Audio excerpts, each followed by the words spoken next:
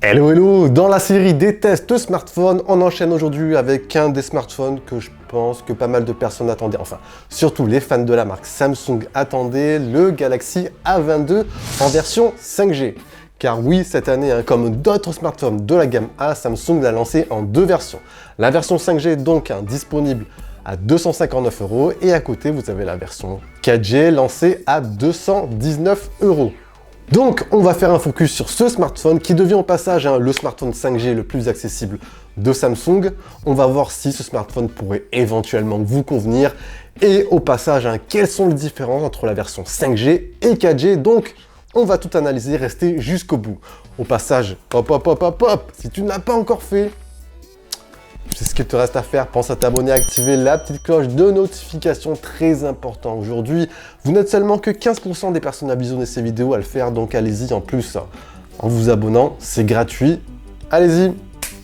Rapidement, au niveau du packaging, bon, rien d'exceptionnel. C'est du basique de Samsung. Le petit packaging, allez, on va voir tout ça rapidement. Hop. On a le petit compartiment avec à l'intérieur, bon, tout ce qui est notice certificat de garantie. Ensuite, vous avez le petit fil USB-C. On est ici sur un bloc, un chargeur 15 watts. Et on termine, vous avez bien sûr une petite paire d'écouteurs obligatoire.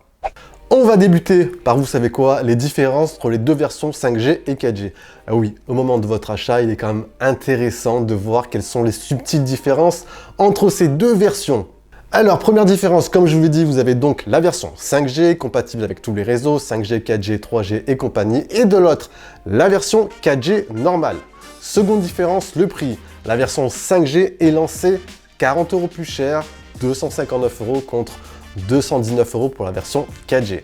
Troisième différence, le poids, l'ergonomie. La version 5G se veut un peu plus lourde, on est sur un poids au-dessus des 200 grammes, et avec une dalle plus grande, 6,6 pouces, alors que la version 4G est un poil plus petite, 6,4 pouces, et un peu plus légère, attendez, j'ai marqué ça, 186 grammes. On continue sur le jeu des 7 différences. Alors la version 4G offre un plus bel écran, on a ici un écran de type AMOLED, par contre avec une définition seulement HD+, alors que la version 5G offre un écran de type LCD, oui c'est du LCD, mais avec une définition Full HD+. Ensuite, on a également une différence sur la partie photo. La version 4G embarque un quadruple capteur photo, alors que la version 5G, un triple capteur photo. On aura le capteur macro en plus. Bon, personnellement, je vois pas l'intérêt d'avoir un capteur macro en plus. Et dernière différence, la version 5G embarque un processeur, le processeur MediaTek Dimensity 700, plus performant que celui de la version 4G qui est un MediaTek Helio G80. Donc voilà, des points que vous devrez prendre en considération au moment de votre choix, version 5G, 4G. Après la question, quel aurait été mon choix? Personnellement, j'opterais davantage pour la version 5G, plus performant, peut-être un peu plus cher, 40 € de plus, mais voilà, qui va s'inscrire plus dans le temps. Bon, du coup, le voici, le voilà. Donc, alors, sur ce A22, Samsung la joue plutôt sobre, comme vous le voyez, on est ici sur une couleur ini. Bon, rien d'extravagant, smartphone passe partout. À l'arrière, vous avez un revêtement en plastique avec un joli petit effet mat. C'est simple, c'est propre. En haut à gauche, vous avez le petit module photo. Par contre, honnêtement, il faut le dire, je suis quand même moins fan de la face avant. Le capteur selfie en mode goutte d'eau, je trouve ça visuellement passé. Et le menton surtout est vraiment trop prononcé. Dommage. Côté ergonomie ensuite, c'est un smartphone assez grand, bon 6,6 pouces, pas des plus légers non plus, donc ça sera un point quand même à prendre en considération. Et sur les connectiques, en bon point à noter, vous retrouverez la petite prise jack juste ici, et la possibilité d'étendre votre stockage via micro SD, donc ça c'est cool. En plus de base, vous n'avez que 64 Go, donc ça paraît presque un indispensable. Dans la continuité, on enchaîne avec l'expérience multimédia. Alors sur ce point, personnellement, je trouve que le combo écran-performance est correct et en adéquation avec le cœur de cible visé du smartphone. Vous avez un grand écran de 6,6 pouces, donc parfait pour visionner du contenu multimédia, parfait pour visionner vos mangas préférés. On est ici sur un écran de type LCD, définition Full HD+.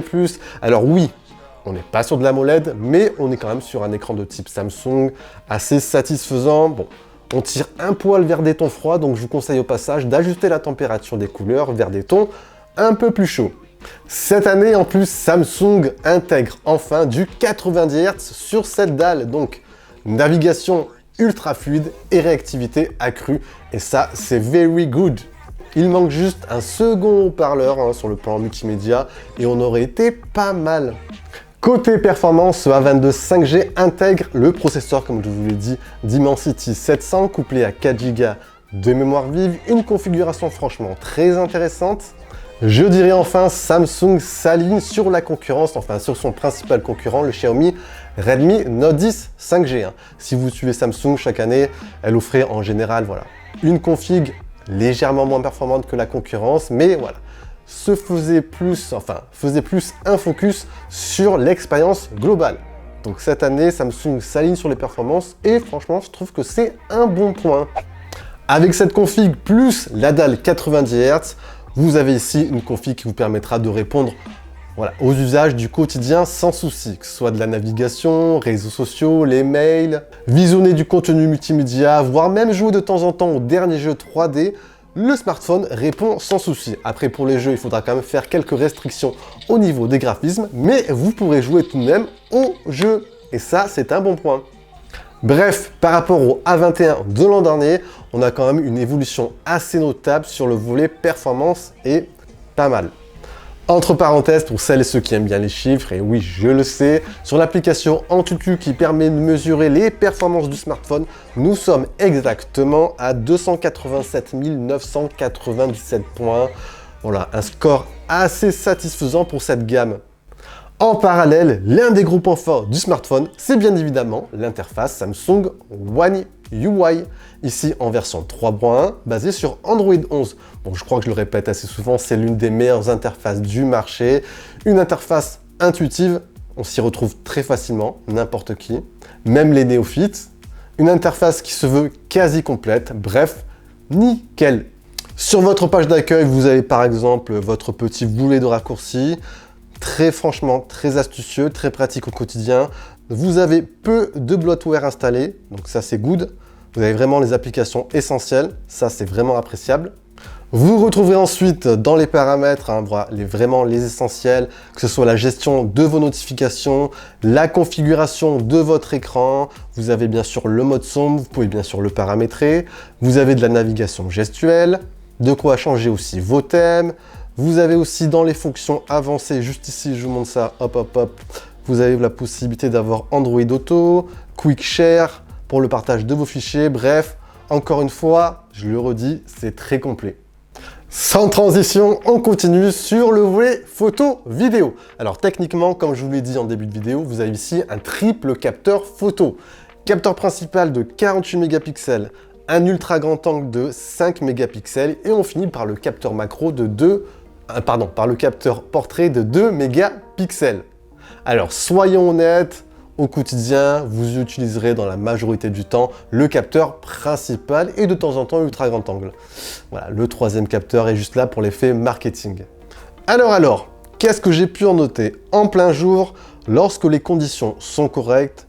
Les clichés que j'ai obtenus franchement sont très satisfaisants. Le capteur fait le taf. On a un bon niveau de détail comme vous pouvez le voir, une colorimétrie assez juste, bon après qui tire légèrement vers des tons chauds, ça c'est la sauce Samsung bien sûr, Vous avez une bonne plage dynamique, bref pour cette gamme de prix, c'est plutôt bon dans l'ensemble. L'ultra grand angle lui est globalement juste, après les plus tatillons d'entre vous remarqueront vite les limites de ce capteur, pas mal de distorsion et une incohérence au niveau de la colorimétrie avec le capteur principal, mais pour des clichés de la vie quotidienne, franchement, il fera complètement l'affaire. En basse lumière, bon, comme vous le voyez, ce n'est pas clairement son point fort. Après, le point positif, c'est que le mode nuit arrivera de temps en temps à éclaircir certaines zones d'ombre, donc ça reste passable. Et pour les amateurs de vidéo, vous pourrez filmer alors jusqu'en 2K, 30 images par seconde, avec une stabilisation moyenne. On termine ce test avec le volet autonomie et comme souvent sur les smartphones entrée de gamme, on a une grosse batterie et c'est ici le cas. Hein. Nous avons une batterie ici de 5000 mAh qui vous permettra de tenir à peu près 1 jour et demi, voire 2 pour des usages basiques du quotidien, donc bon point. Par contre, le gros point négatif à noter, ça va être ici le temps de charge. Hein. Voilà, vous avez un chargeur de 15 watts, il faudra vous armer de patience, compter à peu près pour une recharge complète de 0 à 100%, un peu moins de 3 heures, donc c'est très long. D'autres caractéristiques annexes que je n'ai pas mentionnées durant ce test, le smartphone est compatible NFC, vous avez du Bluetooth 5.0 et il est compatible aussi Wi-Fi 5, donc pas de Wi-Fi 6, un poil dommage sur ce point-là. Au final, alors globalement, ce A22 5G remplit correctement sa mission. Bon, il faut le dire, ce n'est pas un smartphone exceptionnel, mais pour le cœur de cible visé, il fera entièrement l'affaire.